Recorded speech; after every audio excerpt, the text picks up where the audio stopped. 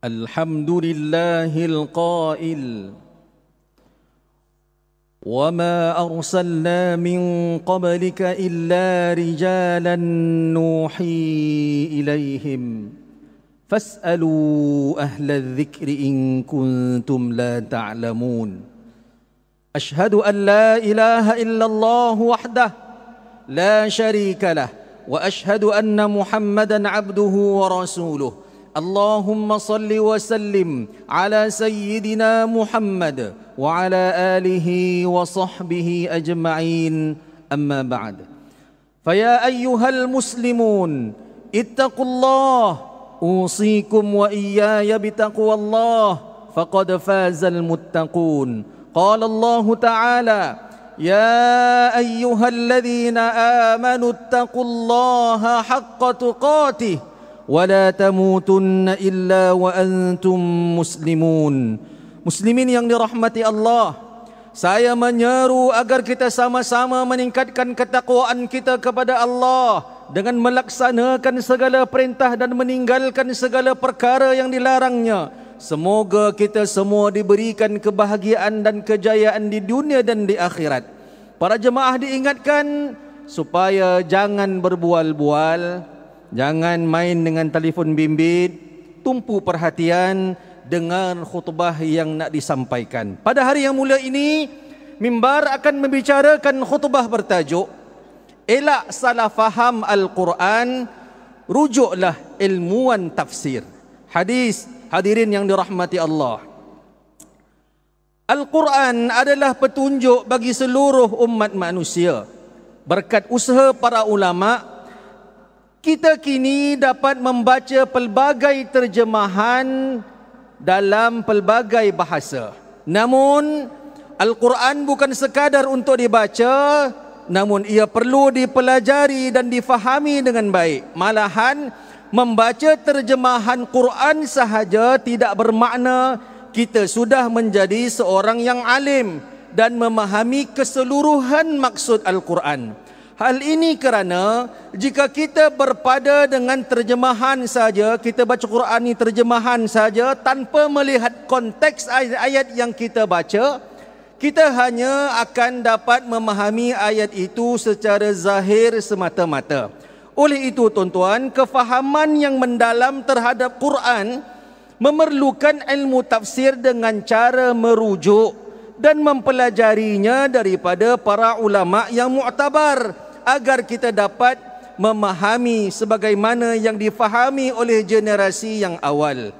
Firman Allah dalam surah An-Nahl ayat yang ke-43 yang dibacakan di awal khutbah tadi yang bermaksud, dan kami tidak mengutus para rasul sebelum kamu wahai Muhammad, melainkan dalam kalangan orang lelaki yang kami wahyukan kepada mereka. Oleh itu, bertanyalah kamu wahai golongan musyrik kepada orang yang mempunyai pengetahuan jika kamu tidak mengetahui. Hadis yang diriwayatkan daripada Abu Darda radhiyallahu anhu bahawa Rasulullah sallallahu alaihi wasallam bersabda, "Wa innal ulama warathatul anbiya wa innal anbiya lam yuwarrithu dinaran wala dirhaman wa innama warrathul ilma faman akhadhahu akhadha bihadhin wafirin." Sesungguhnya para ulama adalah pewaris para nabi. Tidaklah para nabi itu mewariskan wang dinar mahupun dirham, tapi mereka mewariskan ilmu. Oleh itu, jika sesiapa yang menerima warisan ilmu tersebut, maka dia menerimanya sebagai suatu laba yang besar. Riwayat Abu Daud. Hadirin yang dirahmati Allah, menelusuri keutamaan para ulama dan ilmu pengetahuan yang disebutkan, jelaslah bahawa betapa pentingnya mencari dan menuntut ilmu bagi umat Islam, lebih-lebih lagi berkenaan dengan Al-Quran, agar kita tidak dibayangi kejahilan. Kehidupan kini yang semuanya segera, pantas, laju, menyebabkan umat Islam sudah tidak lagi menghargai khazanah ilmu yang ditinggalkan oleh para ulama. Bahkan Al-Quran hanya difahami menerusi perkongsian di media sosial tanpa sebarang pengesahan dan tanpa mempersoalkan keabsahan maklumat tersebut. Oleh itu, mimbar Jumaat hari ini mengajak hadirin untuk kembali mempelajari Quran daripada para ulama dan ilmuwan tafsir dengan menghadiri kelas pengajian secara talaqi, iaitu berguru secara langsung, bertemu mata ke mata. Pelajarilah dengan baik mengikut kaedah dan pengajian yang tersusun. Alangkah baiknya jika umat Islam hari ini kembali merujuk kepada ilmuwan tafsir untuk memahami tafsiran ayat-ayat Al-Quran agar tidak terjerumus ke dalam kesalahfahaman yang boleh menyelewengkan makna dan tujuan sebenar kalamullah. Rasulullah sallallahu alaihi wasallam sendiri mengingatkan kita, bahkan memberikan jaminan ketenangan kepada mereka yang mempelajari ilmu Al-Quran demi memperoleh manfaat daripada kitabullah, bukan sekadar membacanya tapi memahaminya, menghayatinya, mengamalkannya dalam kehidupan seharian. Hadis yang diriwayatkan daripada Abu Hurairah radhiyallahu anhu bahawa Rasulullah sallallahu alaihi wasallam bersabda yang bermaksud, dan tidaklah satu kaum itu berkumpul di rumah-rumah Allah, iaitu di masjid, sambil membaca Al-Quran dan mempelajarinya sesama mereka, melainkan turunnya ketenangan kepada mereka, diliputi oleh rahmat Allah serta malaikat mengerumuninya, dan Allah menjadikan makhluk-makhluk yang berada di sisinya menyebut-nyebut mereka.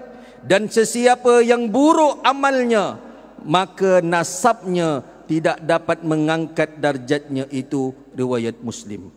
Sidang Jumaat yang dirahmati Allah, sejak zaman awal Islam, Al-Quran dihafal, difahami dan diamalkan menerusi penyampaian Rasulullah sallallahu alaihi wasallam. Dalam kalangan para sahabat ada yang diiktiraf sebagai guru utama untuk mengajar para sahabat yang lain. Hal ini kerana bilangan penganut Islam semakin berkembang, wujud keperluan guru atau alim yang mengajarkan kepada mereka yang baru menganut Islam. Malah mereka diutus ke tempat-tempat tertentu. Di negara kita juga, para ulama khususnya ilmuwan tafsir tempatan tidak terkecuali dalam usaha menyebarkan ilmu Al-Quran.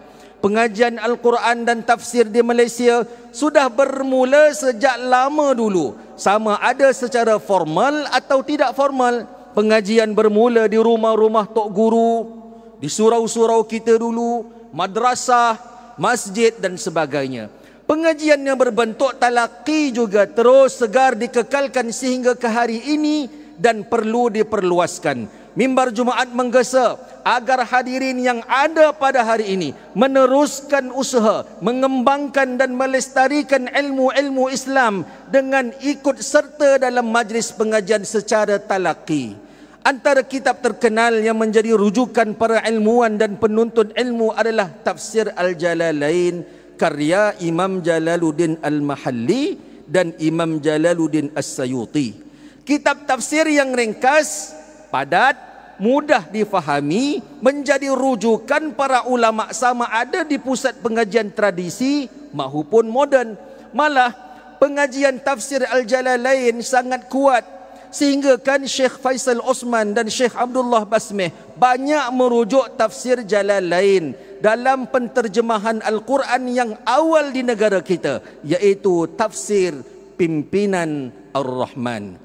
Selain Tafsir Al-Jalalain, Tafsir Ibnu Katsir turut menjadi rujukan kedua-dua perintis penterjemahan Al-Quran di negara kita. Semoga Allah memberkati para ulama terdahulu dalam usaha menjelaskan makna Al-Quran menerusi rantaian keilmuan sehingga sampai kepada Rasulullah sallallahu alaihi wasallam. Hadirin yang dirahmati Allah, berdasarkan sorotan sejarah keilmuan Al-Quran yang ditelurusi mimbar Jumaat pada hari ini, mari kita renungkan keadaan dan sikap kita ketika berinteraksi dengan Al-Quran. Apakah kita ni bersungguh-sungguh memahami Al-Quran dengan cuba mempelajari ilmu-ilmu yang berkaitan dengannya? Adakah kita ni pernah mencuba untuk meluangkan masa mentadabbur dan mencari makna kata-kata yang tidak difahami ketika membaca Al-Quran? Atau adakah kita sekadar membaca Al-Quran tanpa memahaminya, sekaligus menyebabkan kita tidak mendapat manfaat dan ganjaran pahala berlipat kali ganda? Kesemua persoalan ini perlu kita sama-sama renungkan. Sudah tentu jawapan kepada persoalan yang dibangkitkan mimbar hari ini memerlukan kesungguhan dan pengorbanan kita. Namun di zaman yang serba mencabar dan serba pantas ini menuntut kita bermuhasabah setakat mana masa yang kita peruntukkan demi mendalami Al-Quran kalamullah, kalam Sang Pencipta yang telah memberikan kita petunjuk yang tiada keraguan padanya. Allah Subhanahu wa taala berfirman dalam surah Al-Baqarah ayat yang kedua yang bermaksud, kitab Al-Quran ini tidak ada sebarang syak padanya tentang datangnya daripada Allah dan tentang sempurnanya. Ia pula menjadi petunjuk bagi orang-orang yang bertakwa. Hadirin yang dirahmati Allah. Mengakhiri khutbah pada hari ini, mari kita mengambil beberapa pengajaran untuk dijadikan pedoman dalam kehidupan seharian kita. Yang pertama, umat Islam hendaklah yakin bahawa memahami dan menghayati ilmu Al-Quran dengan bersungguh-sungguh akan membuat seseorang itu sentiasa berada dalam kebaikan dan dapat menghindarkannya daripada kejahilan. Dua, umat Islam hendaklah mengaji dan mendalami ilmu Al-Quran bukan sekadar membacanya, tetapi melibatkan pemahaman, penghayatan dan pengamalan. Ia adalah jalan untuk mendekatkan diri kita kepada Allah dan menjadi insan yang berakhlak mulia. Tiga, umat Islam hendaklah yakin bahawa sesiapa yang membaca dan berusaha mempelajari Al-Quran dengan penuh keikhlasan akan mendapat syafaat daripadanya serta menjadi hujjah yang membela dirinya di hadapan Allah pada hari akhirat kelak. A'udzu billahi minasyaitonir rajim. Innal ladzina yatluna kitaballahi wa aqamus salata wa anfaqu mimma razaqnahum sirran wa alaniyah yarjuna tijaratan lan tabur. Shadaqallahul azim. Sesungguhnya orang yang selalu membaca kitab Allah dan mendirikan salat serta membelanjakan sebahagian rezeki yang kami anugerahkan kepada mereka secara sembunyi atau terbuka, mereka dengan amalan yang demikian mengharapkan perdagangan yang tidak akan mengalami kerugian. Surah Fatir ayat 29. Barakallahu li wa lakum fil Qur'anil azim. ونفعني وإياكم بما فيه من الآيات والذكر الحكيم وتقبل مني ومنكم تلاوته إنه هو السميع العليم. أقول قولي هذا وأستغفر الله العظيم لي ولكم ولسائر المسلمين والمسلمات فاستغفروه إنه هو الغفور الرحيم. اللهم إنا نسألك بحرمة هذا اليوم المبارك أن تكشف عنا كربتنا وأن تغفر لنا ذنوبنا وأن ترزقنا من حيث لا نحتسب والحمد لله رب العالمين.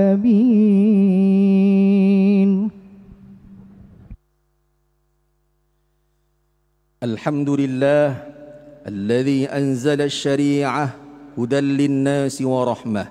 أشهد أن لا إله إلا الله وحده لا شريك له وأشهد أن محمدا عبده ورسوله. اللهم صل وسلم وبارك على سيدنا محمد وعلى آله وأصحابه ومن تبعهم بإحسان إلى يوم الدين. أما بعد، فيا عباد الله اتقوا الله، أوصيكم وإياي بتقوى الله فقد فاز المتقون. إن الله وملائكته يصلون على النبي يا أيها الذين آمنوا صلوا عليه وسلموا تسليما. اللهم صل وسلم على سيدنا محمد وعلى آله وأصحابه أجمعين. اللهم اغفر للمسلمين والمسلمات والمؤمنين والمؤمنات الأحياء منهم والأموات إنك سميع قريب مجيب الدعوات ويا قاضي الحاجات. اللهم أعز الإسلام والمسلمين وأذل الشرك والمشركين ودمر أعداء الدين واجعل هذا البلد آمنا مطمئنا وسائر بلاد المسلمين برحمتك يا أرحم الراحمين.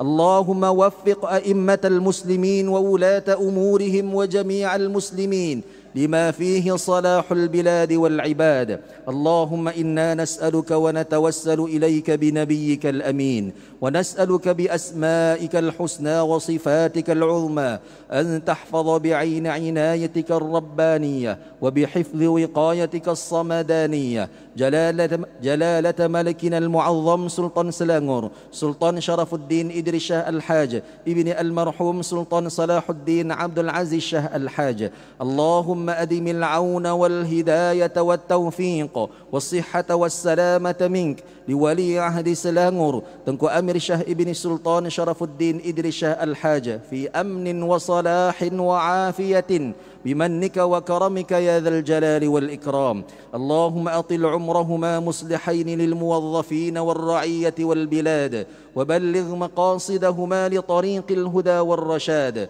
Ya Allah, kukuhkanlah akidah Islam berteraskan ajaran ahli sunnah wal jamaah yang berada di atas jalan Nabi Muhammad sallallahu alaihi wasallam dan para sahabat radhiyallahu anhum. Jauhkanlah kami daripada segala bentuk rasuah dan salah guna kuasa.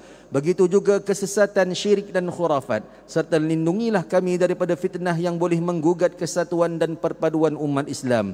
Ya Allah, kurniakanlah keamanan dan kemakmuran kepada negara dan negeri kami. Peliharalah kami daripada segala bentuk bala bencana, fitnah dan musibah. Anugerahkanlah kepada kami para pemimpin yang berintegriti, tegas dan berani menegakkan kebenaran berlandaskan syariat-Mu. Ya Allah, lindungilah umat Islam dan Masjidil Aqsa di Palestin. Peliharalah mereka daripada kezaliman dan kejahatan, serta kurniakanlah mereka ketabahan, kekuatan dan kemenangan.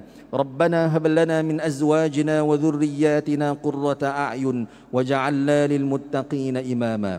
ربنا آتنا في الدنيا حسنة وفي الآخرة حسنة وقنا عذاب النار.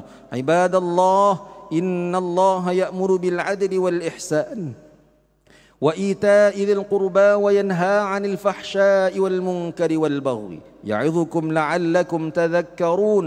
فاذكروا الله العظيم يذكركم واشكروه على نعمه يزدكم واسألوه من فضله يعطكم ولذكر الله أكبر والله يعلم ما تصنعون.